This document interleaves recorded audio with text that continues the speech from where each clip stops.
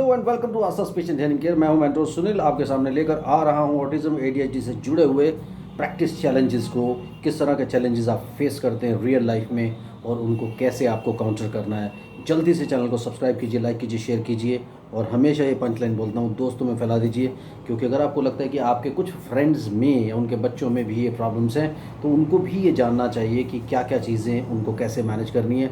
सारे वीडियोस अभी ये 126वां 126 वीडियो है और जितने भी वीडियोस मेरे मिलेंगे वो सब प्रैक्टिकल एस्पेक्ट्स पर बेस्ड हैं, एक्सपीरियंस पर बेस्ड है। मैं बुक्स में से कुछ नहीं बोलता हूँ, स्पॉन्टेनियसली आपसे बातचीत करता हूँ, आपको आप ही की प्रॉब्लम के बारे में वीडियोस बना करके देता हूँ और उसके बारे में एक्सप्लेन करता हूँ, जिससे कि आप सब लोगों को लगता है कि यार ये तो मेरी अपनी प्रॉब्लम है।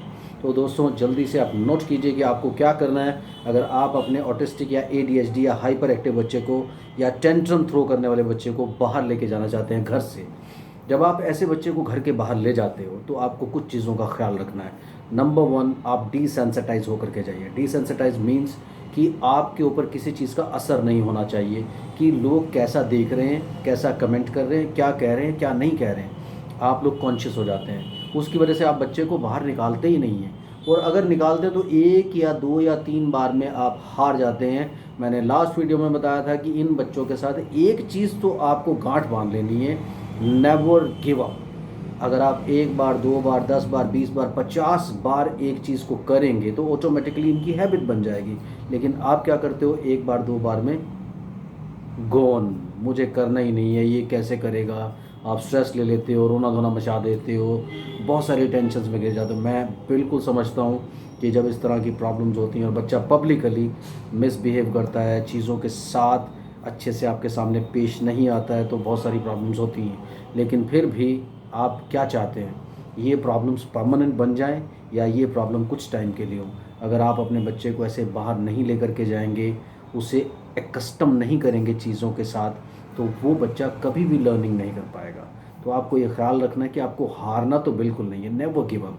जब आप एक बार, दो बार, तीन बार, चार बार बच्चे को ले जाएंगे और बच्चे को पब्लिकली समझाने से या हार्शली कुछ कहने से मत डरें, मारिए मत, गुस्सा मत कीजिए, लेकिन थोड़ा सा आंखें दिखा करके, जैसे कहते हैं आंखों का डर, हमारे पेरेंट्स आज भी बोलते हैं कि आंखों का डर होना चाहिए। तो वो आपको आंखों का एक सिस्टम बनाना पड़ेगा कि आइज से ये आपने देखा और बच्चा अलर्ट होना शुरू हो जाए। वो एकदम से नहीं होगा। लेकिन बात ये आ जाती है कि अगर उसने आज कुछ टेंट्रम थ्रो किया है, कुछ प्रॉब्लम्स आई हैं और लोगों ने मुड़ मुड़ के आपको देखा है, तो प्लीज़ स्ट्रेस मत होइए, ये बिहेवियर ऑटोमेटिकली सेटल हो जाएगा। ऐसे बच्चों के साथ क्या करना होता है जब भी वो टेंट्रम थ्रो करते हैं। अब घर में तो चलिए आप थोड़ा सा हार्शली हैंडल कर सकते हैं, बाहर तो नहीं कर सकते, तो आप मूव करते रहिए, अपने काम करते रहिए, बच्चा जो कर रहा है उसको करने दीजिए। अगर वो आपसे छूट छूट के भाग रहा है तो आपको उसको पकड़ के रखना पड़ेगा। जब आप सख्ती से पकड़ के रखेंगे, ये जंग होती है। आपने देखा होगा कि जब दो शेर आपस में लड़ रहे हों, एक शेर गिव अप तब करता है जब दूसरा उसको ओवर पावर कर ले। ऐसे ही आप ये समझ के चलिए कि इन बच्चों को हैंडल करना मतलब शेर से आपकी लड़ाई हो रही है। तो आपको इनको अपनी पावर दिखानी पड़ती है। जैसे आपने उसको पकड़ा है और वो लटक लटक के नीचे गिरने की कोशिश कर रहा है, आपको मार रहा है, गुस्सा कर रहा है, तो उस वक्त आप उसे हार्शली पकड़े रहिए। वो उस टेंट्रम को कंटिन्यू करेगा 5 मिनट 10 मिनट के लिए, लेकिन उसके बाद वो ऑटोमेटिकली सेटल हो जाएगा जब उसे लगेगा कि यू आर मोर पावरफुल।